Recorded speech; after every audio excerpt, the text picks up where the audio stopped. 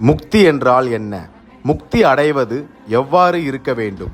முக்தி என்பது உலகம் சார்ந்த ஆசைகள் மற்றும் பாசங்களிலிருந்து விடுதலை பெறுவது.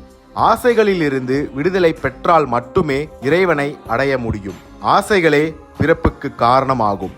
யோகம், தியானம், தபம் இவை மூன்றும் இல்லாது பயபக்தி இருப்பவர்களுக்கு நினைத்தாலே முக்தி தருவது அண்ணாமலையார் மட்டுமே. மனிதனின் பிறப்பு தொடரினை அறுப்பது ஈசனது நாமம் மட்டுமே. மனிதன் குணத்தால் முதிர்ந்த நிலையில் வாழ்வது முக்திக்கான அடையாளம் மற்றும் உயிர் உடலில் இருந்து விடுதலை அடைவதும் முக்தியே ஆகும். யோகத்தில் இருப்பவர்கள் தவத்தின் பலனால் உயிரோடு சமாதி குழியில் அமர்ந்து விடுவதும் முக்தி என்கிறார்கள். உலகுக்கு தங்களது இறை பயணத்தை அறிவித்து உடலில் இருந்து யோக வழிமுறையோடு சமாதி நிலையிலிருந்து உயிரை பிரிப்பதும் முக்தியாகும். அதனினும் மிக சிறப்புடையது இறைவன் நேரில் தோன்றி 63 நாயன்மார்களை ஆட்கொள்ளப்பட்டதுதான் முக்தியாகும். அதீத சிறப்பு வாய்ந்ததாகும். நம சிவாய.